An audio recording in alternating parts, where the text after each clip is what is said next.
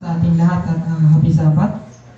Muli, purihin po ang Panginoon at tayo ay makapag-aral muli ng kanyang pong salita. So, ating pong papag-aralan sa umagang po ito ay pamagat po na members of one body in Christ. So, ito po ay nais din po ng Panginoon bagamat familiar na po sa atin na kumakatawan sa ating pong Panginoong Jesucristo. Pero kadalasan sa ating pong katawagan na bilang mga Seventh-day Adventist, tayo yung nag-aangkin na kanyang tagasunod at tayo rin po yung mga nag-aangkin mga mananampalataya.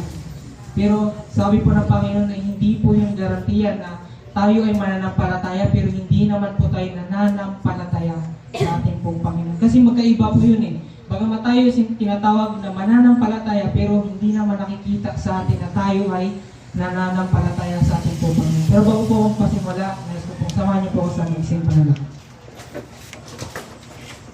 Maraming Diyos, tasang manlangit kami po ay nagpapasalamat sa mulang ito na kami po ay nakapag-tipon o pamag-aral po ng pong mga salita at nanawa ang ipong hiling, ang ipong banal na presensya, ang siyang mga patuloy na sumama po sa amin at nawa sa amin pong mapapakinggan at mabasa na ito po ay tumingo ng malalim sa mga puso at isipan. Patawad po sa aming pong nagawang kasalanan at ito po ay muling at pinapasalamatan sa Panginoon Jesus. Amen. So, dyan po ay makikita natin kasi kadalasan naman po, kahit hindi naman po mga Seventh-day Adventist, kahit na may yung mga Katoliko, yung mga ibang Baptist, yung iba pang mga religion. Kasi kung tatanungin mo po lahat naman po ay may pananampalataya tatanungin mo sila, meron silang pananampalataya. Ibig sabihin, lahat ay nag-aakin na sila rin po ay kumakatawan sa ating pong Panginoong Kristo.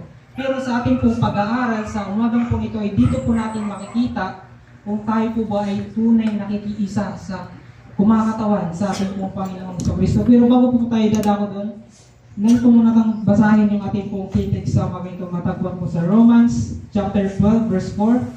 Sabi po dito, for as we have many members in one body, and all members have not the same office. So di ba sa katawan natin, meron pong ibang mga bahagi, merong paa, merong kamay.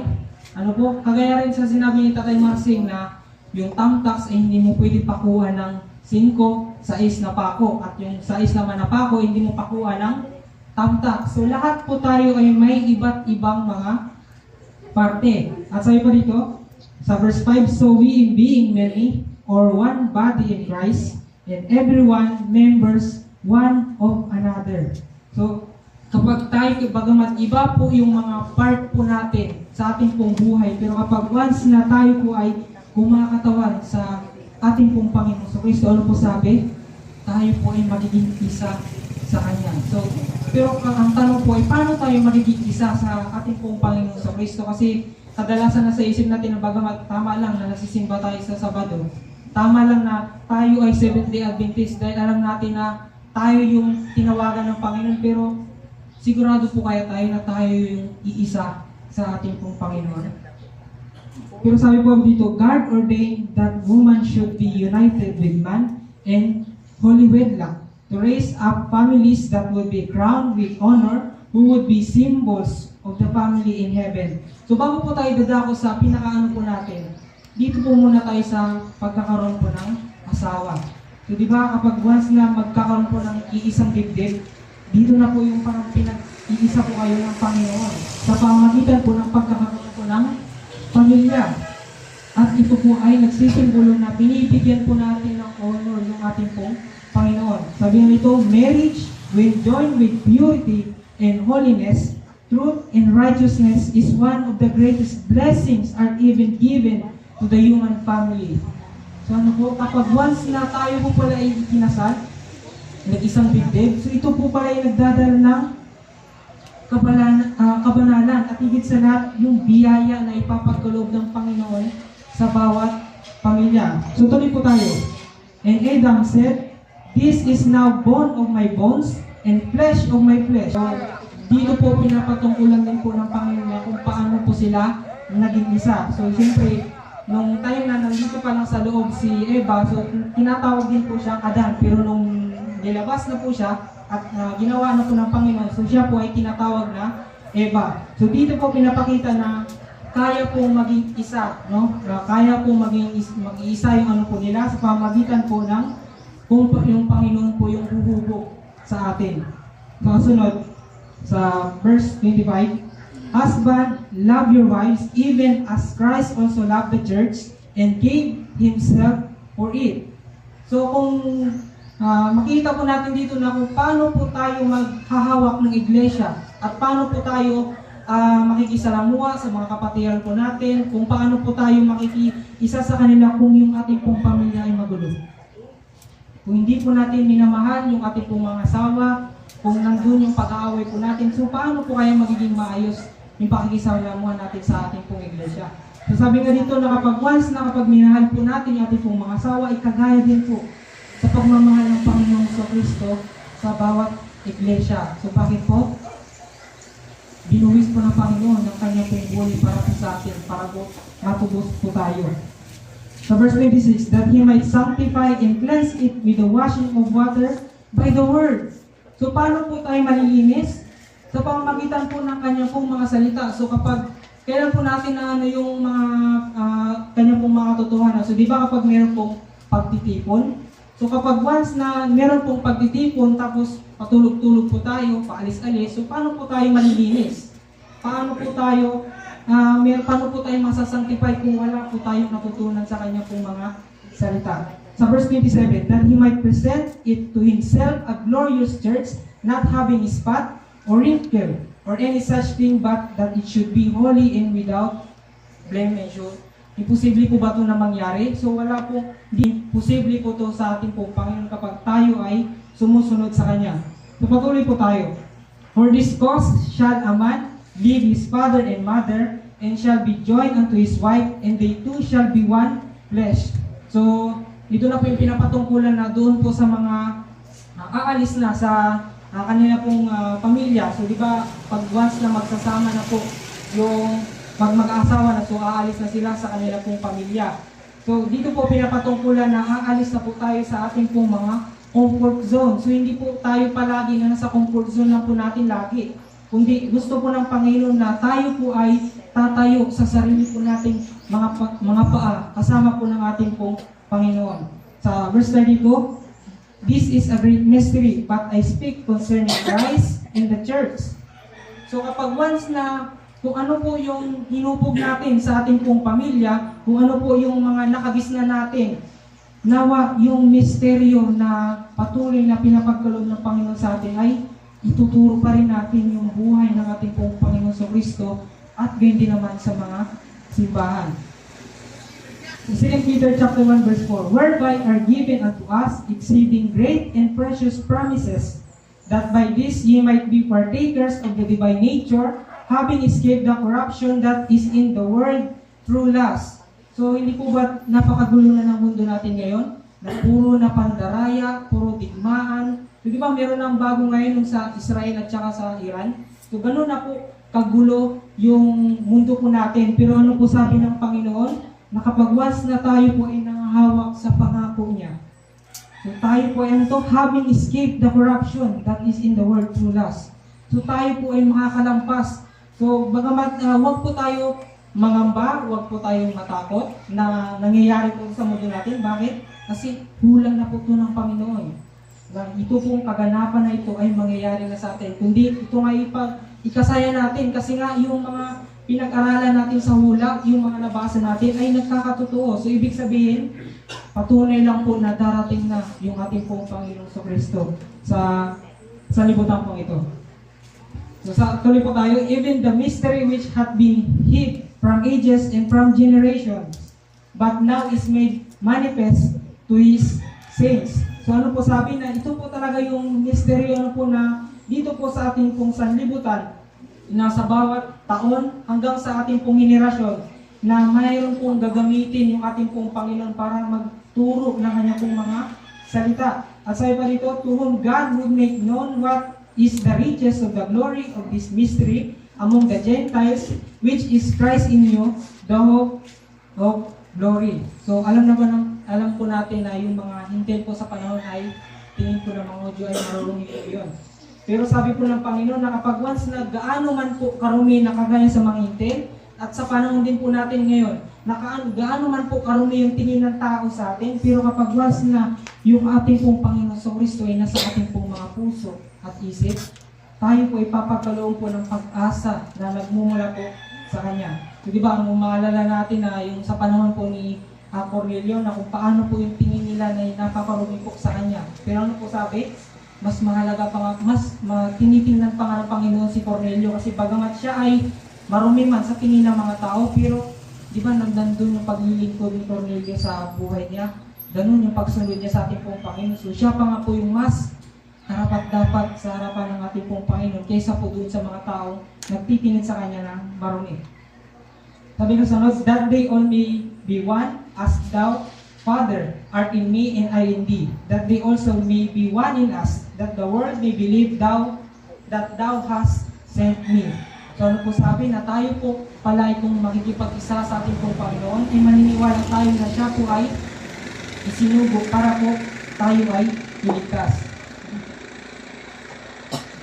Now we are the body of Christ and members in particular. So ito lang po ay sa mga pauna pa lang po na nais pong ipagkaloob sa atin ng Panginoon na kung tayo po ay magiging isa at magiging kumakatawan sa ating pong Panginoon sa Kristo, so tayo po ay maniniwala sa Kanya pong mga pangako. At yun din naman sa ating pong napag-aralan nung una na kung paano po natin makipag-isa sa ating pong mga asawa at kung paano po natin pahalagahan na isaayos natin yung ating pong mga pamilya, ganyan din naman tayo makikipag-isa sa ating pong Panginoon. Pero dito po tayo dadako sa ating pong pinaka-topic po sa umagang po ito na kung paano po natin papanghawakan at paano tayo makikisama sa bawat iglesia na ating pong mapupuntahan.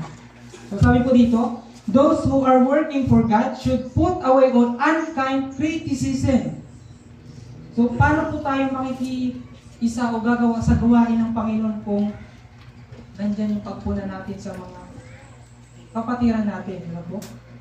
Na bagamat sa araw, sa pagpunta po natin sa bawat Sabat, makikikamay ka, happy Sabat Brad, nakangiti ka pa, pero ganun mo pag-usapan, o ganun mo punahin yung kapatiran mo, ano po? Nawag yan po yung maalis sa atin, kasi paano po tayo makikiisa sa gawain niya?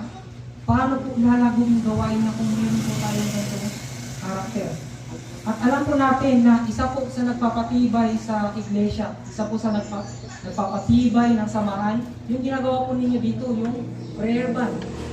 Kasi bagamat nabakalike man po yung lugar na pangalayo, pero sa pamagitan po ng pananalangin, nag-isa po tayo sa ating pong Panginoon. So alam niyo po, mga kapatid, yung time na na-assign po kami sa Mindoro, bagamat na-testimony na po ni Carter Ben, pero nung time na na-assign po kami sa Mindoro, so sa akin po personally, na yung sa pag-observe ko po sa mga tao po doon sa mga katutubo, ay napakalayo po sa ugali po dito sa kapatagan. Bakit po?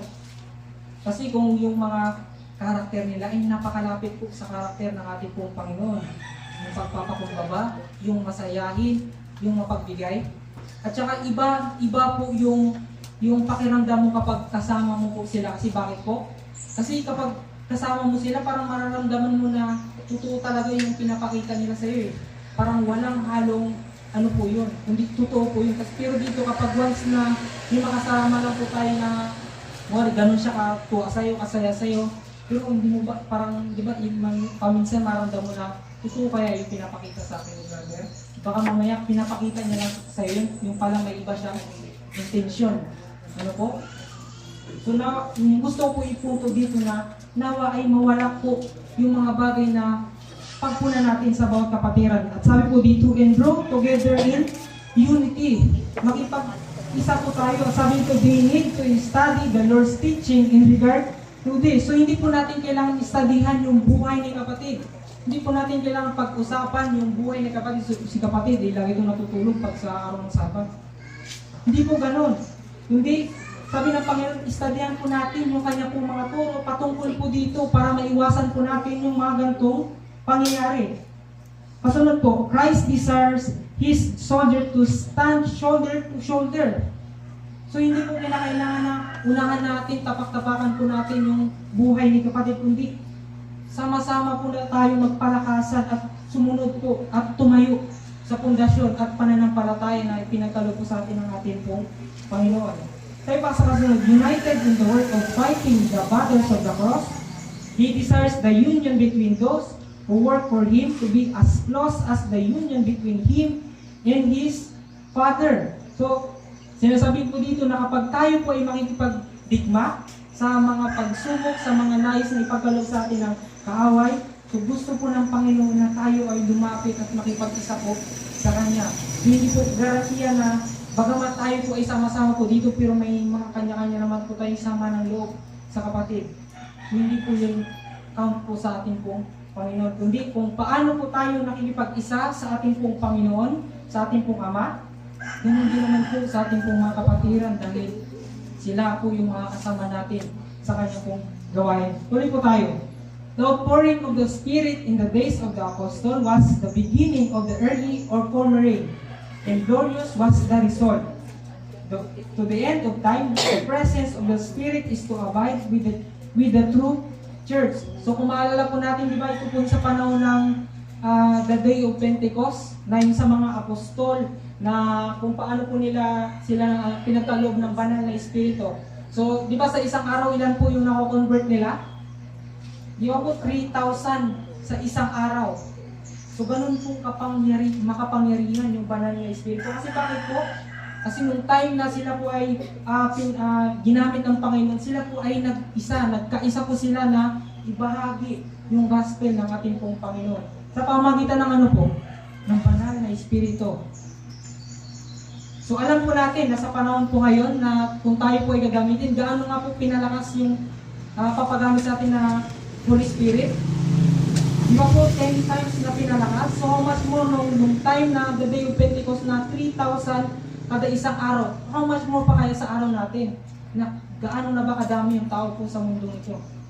Tapos 10 times na ipapagamit po sa atin. So ganun po makapangyarihan. So sabi nga dito na to the end of time, the presence of the Spirit is to abide with the true church. So paano po ipapagamit ng Panginoon yung banal na Espiritu kung hindi po tayo tunay na iglesia, hindi po tayo tunay na naninindigan sa ating po Panginoon. Hindi naman paano po tayo papagamitin kung may mga sama po tayong loob sa kapatid po natin. From the beginning, faithful souls have constituted the church on earth. So sabi po nga po dito na kahit na sa mga simula pa lang po ng ating pong panahon ay meron na po mga nagtatapat ng mga kaluluwa para buuin po yung iglesia sa libutan po ito. Kaya sa ating pong pag-aaral, makikita po natin na kung ano po yung mga paraan na ginawa nila para po manindigan sa katotohanan ng ating pong Panginoon. In every age, the Lord has had His watchmen who had born a faithful testimony to the generation in which believe. So sa panahon ng lumipas, so meron pong mga ginagamit yung ating pong Panginoon para gumawa sa kanyang pong mga buturin. At ito po ay nagsisimbolo na yung mga testimonya hanggang sa ating pong henerasyon ay ito po ay patuloy na nagpapalaganap. These sentinels give the message of warning. And when they were called to lay off their armor, others took up the word. So dito po, kahit na sa panahon po noon at sa panahon po natin ngayon, ito pa rin po yung gagampanin po natin, yung pagbibigay ng salita ng ating pong Panginoon, yung message of warning, para po maliwanagan yung mga tao. At sabi nga po dito na yung iba ay magiging martir at yung iba ay magpapatuloy para marami po yung maliwanagan. So tanong po kaya, handa po kaya tayo dito na kapag once na tayo po ay isasabak ng Panginoon sa gawain niya? So di ba maaaring sa panahon po ngayon parang alanganin pa? Bakit?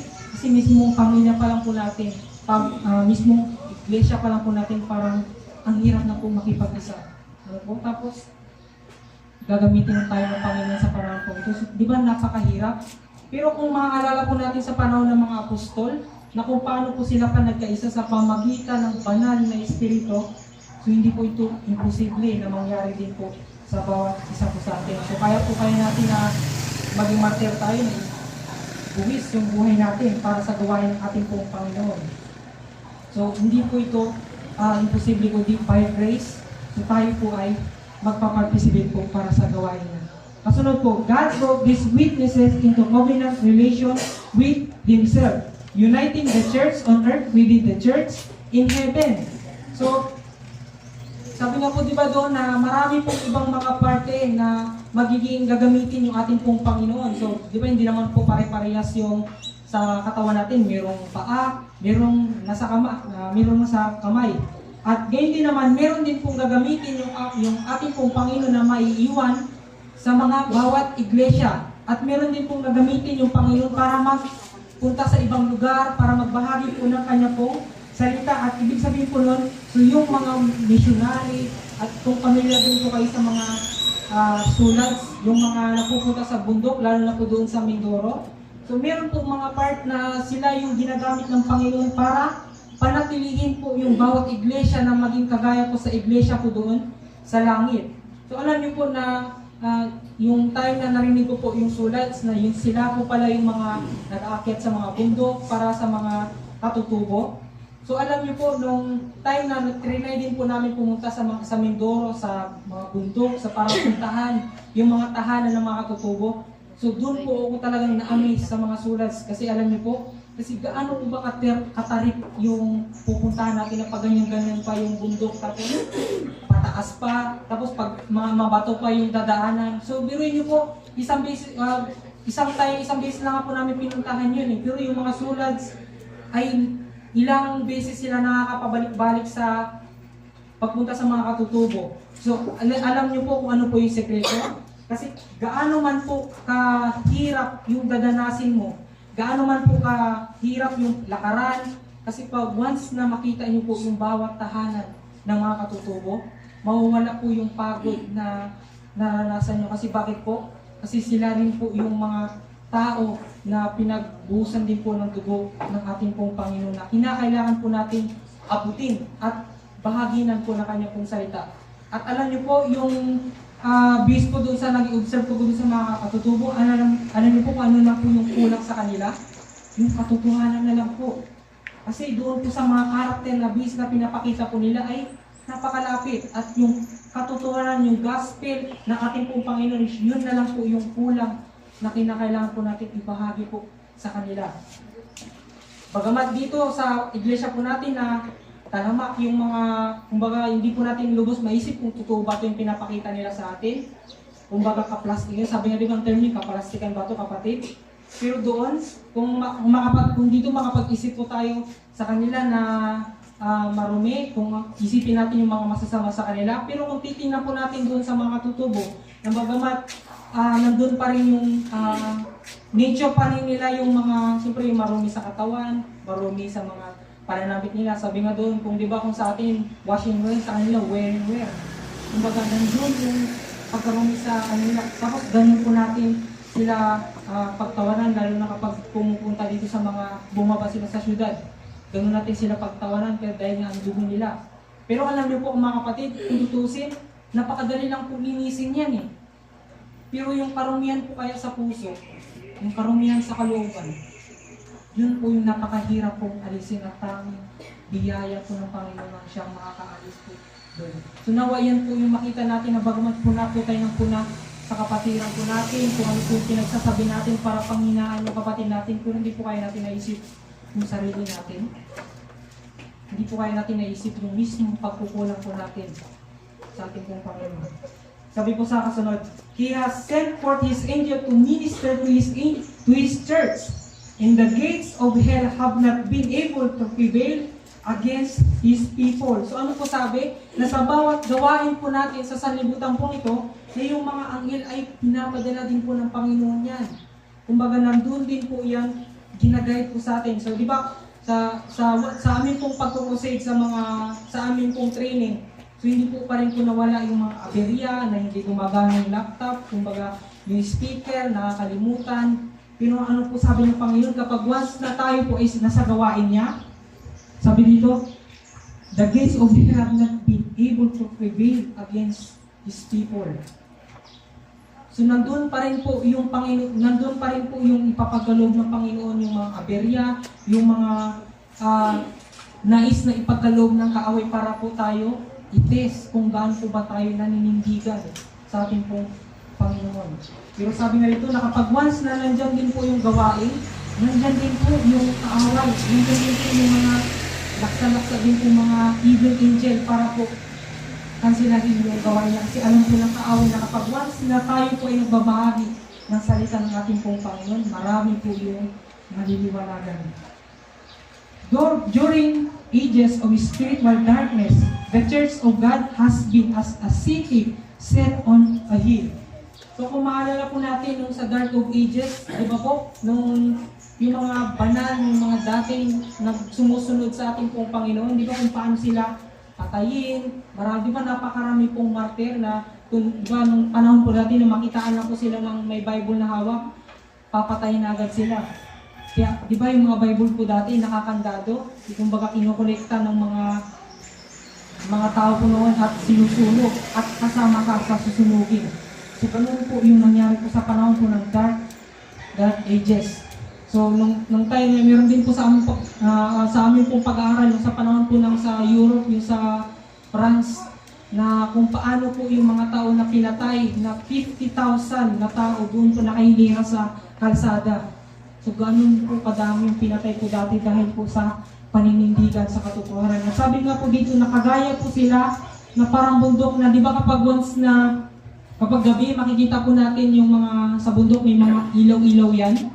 So, kahit na gaano man po tayo kalayo, nakikita pa rin natin na meron pong mga nag-ilaw-ilaw sa mga bundok. Sa ganun po yun pinapakita ko sa atin ng Panginoon na bagamat gaano man po kadilim, gaano man po yung mangyari sa ating pong buhay. Pero kapag once na tayo po ay iglesia ng ating pong Panginoon, tayo po ay patuloy na magliliwanag. Kasi sabi ko dito, from age to age, through successive generation, the pure doctrines of heaven have been unfolding within its borders. So, kung matatandaan po natin nung panahon ng Dark Ages, na di ba, gaano ba kadami pinatay nung panahon po, di ba sabi nga doon, 50,000 sa France pa lang nun, hindi pa kasama sa ibang lugar.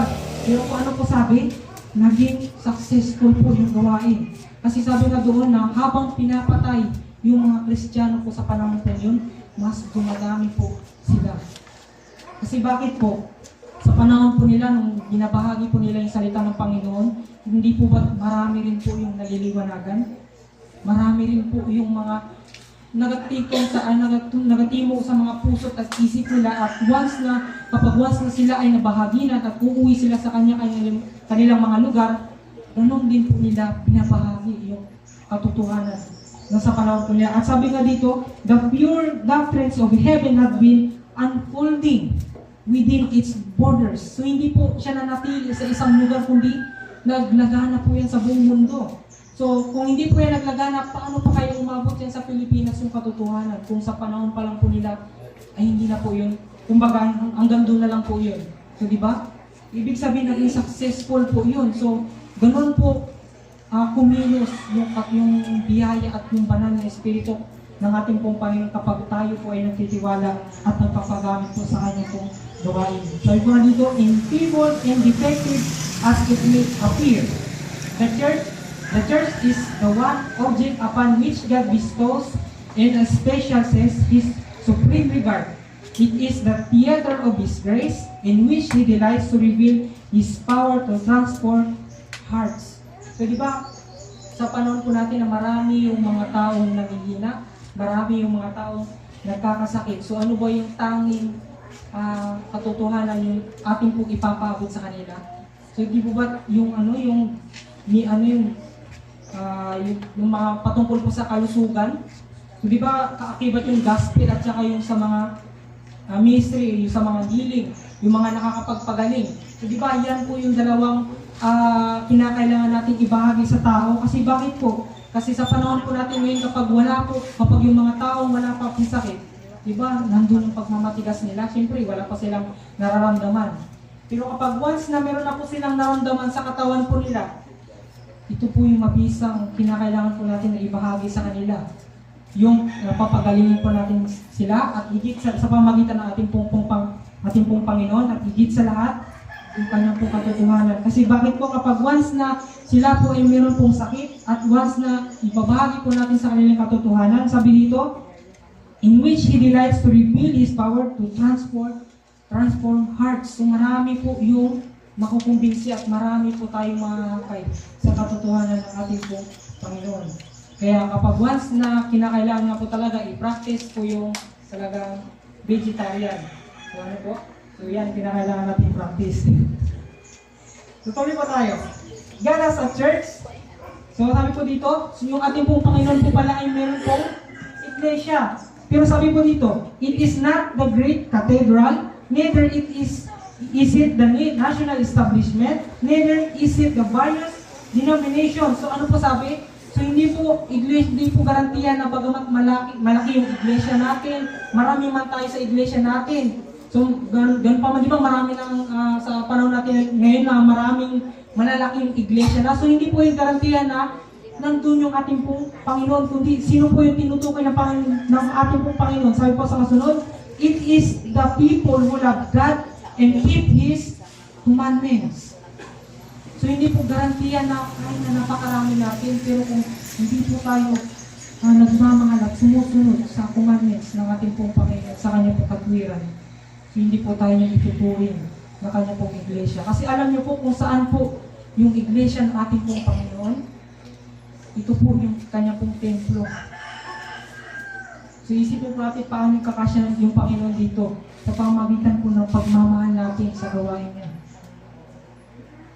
So meron pong ibang tao na gumagawa lang sa gawain ng Panginoon para napipilitan lang, gumagawa sa Panginoon para makita lang yung sarili po nila, para makita lang na ganun yung pagbabanal-banalan nila. So hindi po yun tinutukoy ng ating pong Panginoon dahil sarili lang po nilang iniisip. Pero sabi dito, where 2 or 3 are gathered together in my name, there am I in the midst of them. So ano po sabi na sa 2 o 3 na nagkatipon sa aking pangalan ay nariyan ako sa gitna nila. So bagamat kukunti lang po tayo, huwag po tayong malungkot kung gaano man po yung bilang natin sa ating pong iglesia. Huwag po natin isipin na yung mga maraming mga tao sila po yung palaging sinasagot ng ating pong Panginoon. Kasi alam niyo po mga kapatid, ito po ay test lang din po sa ating kung paano po tayo naninindigan sa ating pong Panginoon. Kasi bagamat gaano man po tayo karami sa iglesia po natin, darating din po yung panahon na magiging iisa na lang po tayo maiiwan sa ating pong kakaharapin. Ano po? Kasi marami din po sa ating pong maging kasamahan na tayo rin po ay uusigin din po nila.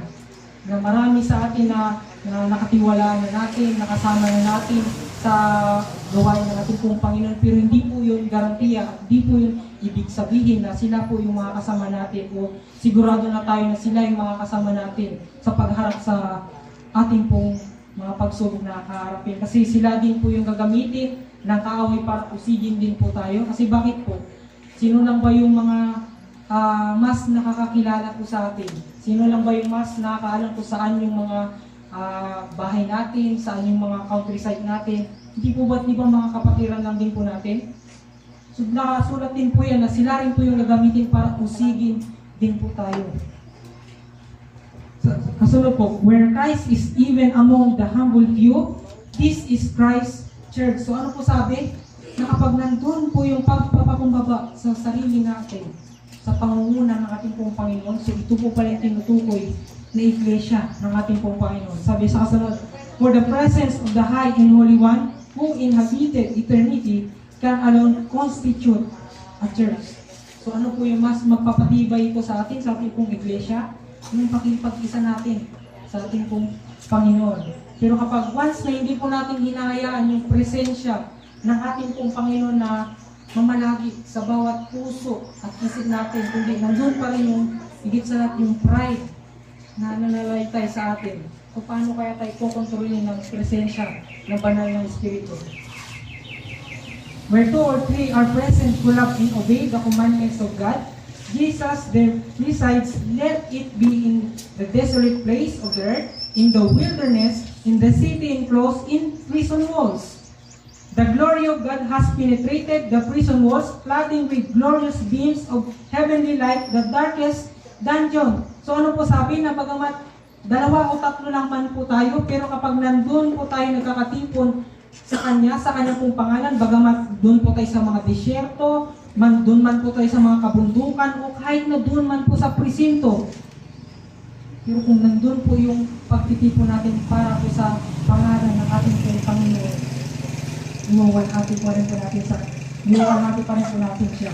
At sabi nga doon, yung glory ng ating pong Panginoon ay mapipenetrate maski po doon sa mga kulungan. Kasi bakit po? Kasi bagamat kung tayo man po ay uusigin at tayo ay ikukulong, hindi po tayo makapagbahagi ng kanya pong salita doon sa mga tao. Kasi hindi po yun na bagamat nahulyan po tayo ay wala na po tayong gagampanan. Dahil nga sabi dito na parang nga pong baha ng mabilis na maliliwanagan po yung buong mundo. Kung tayo po ay gagamitin niya para po sa kanyang gawain. He says, may suffer, but their sufferings will, like the apostle of old, spread their faith and win souls to Christ and glorify His holy name. Ano po sabi? Handa na po kaya tayo dito na maghirap para sa kanya pong gawain?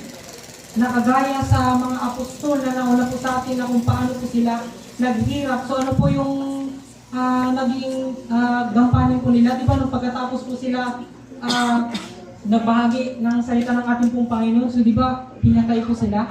So meron pong ibinitay ng patiwarik, meron pong pinito sa kumupulong mantika.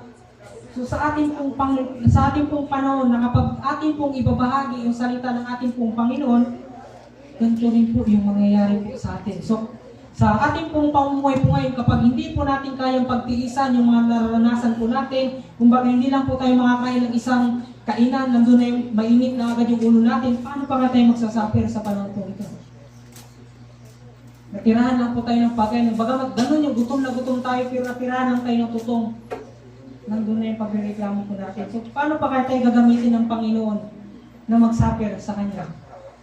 Kasunod po, the bitterest opposition expressed by those who with God's great moral standard of righteousness should not and will not shake the steadfast soul who trusts fully in God. So alam niyo po yung napakasakit na kung paano po hinahaginan, kung paano po inabot ng Panginoon ng mga tao, pero ganun po sila galit na galit sa ating pong Panginoon. So ganun din po yun sa atin.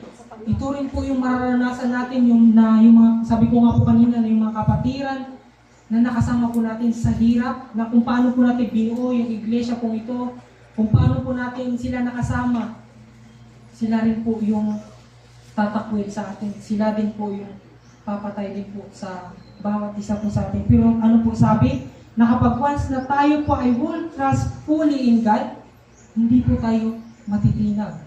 Kasi kung nang sa ganun, ito po yung kasi sa pangako po ng Panginoon, tayo po ng hahawak. So kapag once na tayo po ay nagiging Seventh-day Adventist na, kasi hindi rin po na merong mga katawagan doon na nagiging Adventist lang tayo, Seventh-day Adventist lang, hindi po tayo 7-day Adventist. Ano po? Kasi iba rin po yung tuwing Adventist lang po tayo nagiging mananampalataya, pero sa ibang araw ay iba po yung ugali po natin. Nawa, hindi lang po 7th day yung katawagan sa atin, kundi 7 days po tayong Adventist. At yan po yung makikita sa atin ng ating po Panginoon. Kasunod po, they that will be doers of the word are building securely in the tempest and storm of persecution will not shake their foundation because their souls are rooted to the eternal rock. So ano po sabi? Na sa ating pong paggawa sa araw-araw ay pinapatibay na po natin yung ating pong pundasyon sa ating pong pananampalataya. Hindi po nagpapatibay tayo para sa ating pong mga bahay, pagpapalaki pa ng ating pong bahay, pagpapayaman pa sa panahon po ngayon, kundi pinag-iipunan na po natin na tayo ay pagtibayin sa ating pong pundasyon sa pamagitan. Di ba sabi nga doon, sa pamagitan ng salita niya ay napapatibay po tayo. So kapag once lang kulang po yung ating pong pag-aaral sa salita niya, kulang yung ating pong pagtitiwala sa Kanya, so paano pa kaya tayo magiging ugat sa ating pong Panginoon? So alam niyo po kung mga kapatid, no, bagamat familiar na po ito sa mga aking pong mga trainees, kasi ito pong description na to, na mayroon pong dalawang binhi na itinanim. At sa binhi pong yun, ay sabay po silang itinanim at sabay po silang, kumbaga sabay po silang tumubo. At nung parehas din po silang inaalagaan. Pero sa paglipas ng panahon, yung nangyari po sa isang puno ay ganito lang. Pero sa isang puno naman po ay lumaki. So di ba, makikita na po natin yung dalawang pagkakaiba po sa kanila. Kasi yung isa ay nanatili lang sa ganito. Pero yung isang puno ay napakalaki na at sabi nga doon parang nag-ano na nga siya, musbong na. Pero kung makikita po natin sa ugat po nila na yung maliit na puno ay yung ugat niya ay napakalaki at napakalalim. Pero yung malaking puno na yan, pero yung ugat niya ay maliit lang. So lumipas yung panahon at dumating yung mga dilubyo, yung bagyo, yung mga lalakas na hangin. So sa tingin niyo po kaya, sino po kaya yung makakatayo po doon? Yung maliit na puno o yung malaking puno? Yung maliit po, di ba? Kasi bakit po? Kasi malalim at napakalawak yung ugat niya. So ganun din po yun sa atin. Kahit na bagamat, ganun po nila tayo tinginan na napakaliit lang po natin, tapak-tapakan lang po tayo.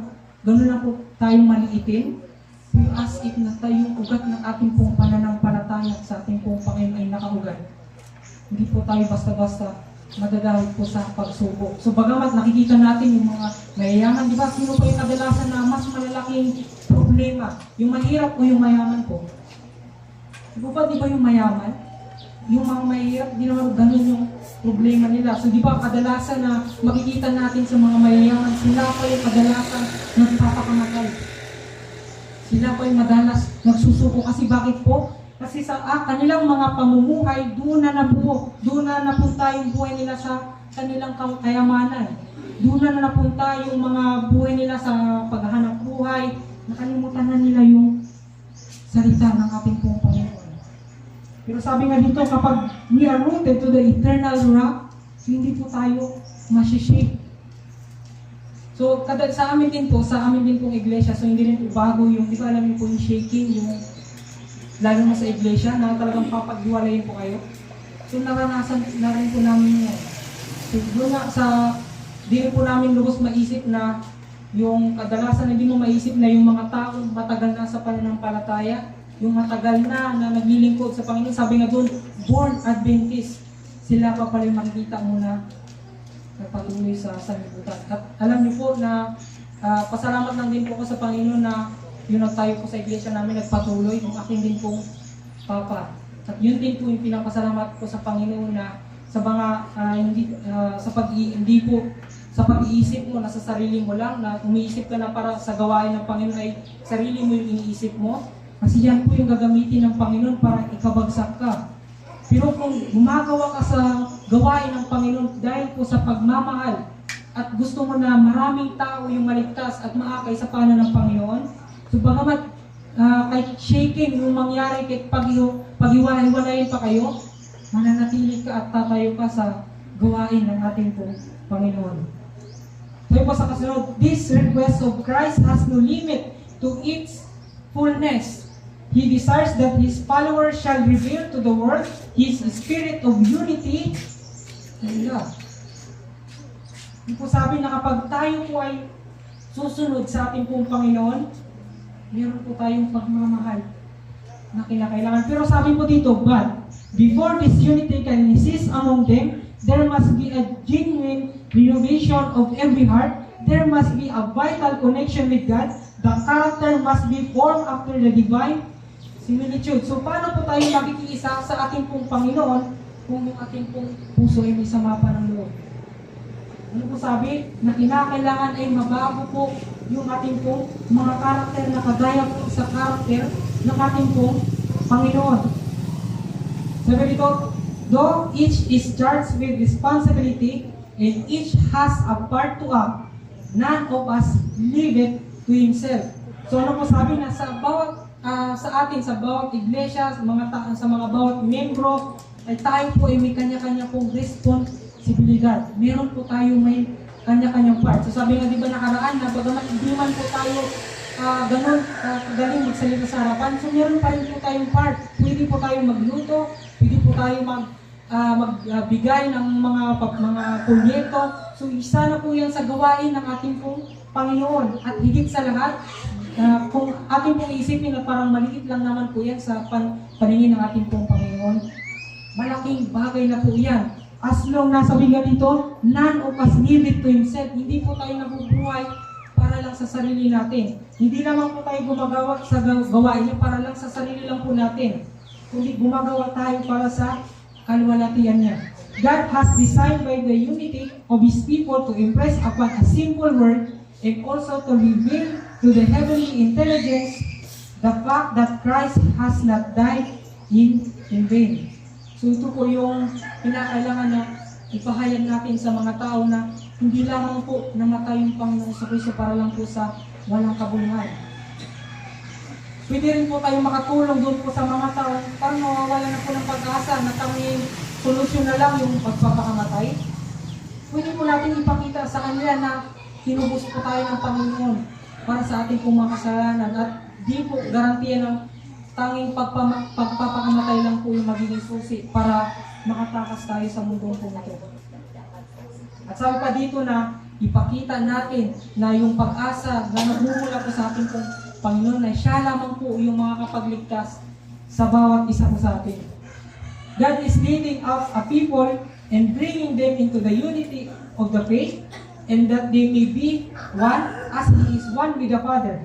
Various views and differences of opinion must be yielded that all may come in union with the body, that they may have one mind and one judgment. So ano po sabi? Na kapag once na kung yung ating po palang Panginoon yung nangunguna po sa atin, lalo na po sa ating po mga iglesia, so wala pong separation na mangyayari. Dahil yung tanging goal po natin, yung tanging pattern po natin na sinusunod, walang iba kundi yung ating pong Panginoon. At higit sa lahat, kung yung ating pong mga pananampalataya ay iisa sa ating pong Panginoon, tayo po ay magiging isang pag-iisip sa ating pong Panginoong Jesucristo at tayo po ay magiging isang kabahagi na kumakatawan sa ating pong Panginoong Jesucristo. Now I beseech you, brethren, by the name of our Lord Jesus Christ, that ye all speak the same thing, and that there be no divisions among you, but that ye be perfectly joined together in the same mind and in the same judgment. So, ito po yung kadalasan na nangyayari po po sa atin na bagamat iba lang yung paniniwala ni kapatid, nandun na yung paghihiwalayan. So, hindi po ba kailangan na pag-usapan lamang po at bakit darating pa sa ganong pangyayari. At gusto po ng Panginoon, tanging Panginoon na lang po yung nakikiusap sa atin na manatili po tayo sa Kanya at kumbaga kung ano man po yung mga paniniwala natin dati ay isang tabi po muna natin. At tayo po ay manindigan patungo po sa pananampalataya kung ano po yung meron sa pananampalataya ng ating pong Panginoong Jesucristo.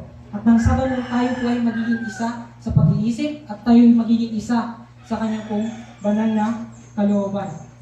Sabi po sa Romans chapter 15 verse 4 to 6, for whatsoever things are written aforetime were written for our learning, that we through patience and comfort of the Scriptures might have hope. So, paano po tayo mabibigyan ng pag-asa kung hindi po tayo palagi ang nagbabasa ng Kanya pong mga salita? So, di ba sabi nga dito na yung mga nakasulat po sa Scripture, sa Kanya pong banal na salita at hindi naman sa SOP, nandyan po nagmumula yung pag-asa ng ating pong Panginoon. Pero kapag once na hindi po tayo nagbabasa ng Kanya pong salita, so paano po kaya tayo maninindigan? Paano po kayo mapapatibay yung pundasyon ng ating pong pananampalataya sa Kanya at paano pa kaya tayo magiging matiis? Ano po?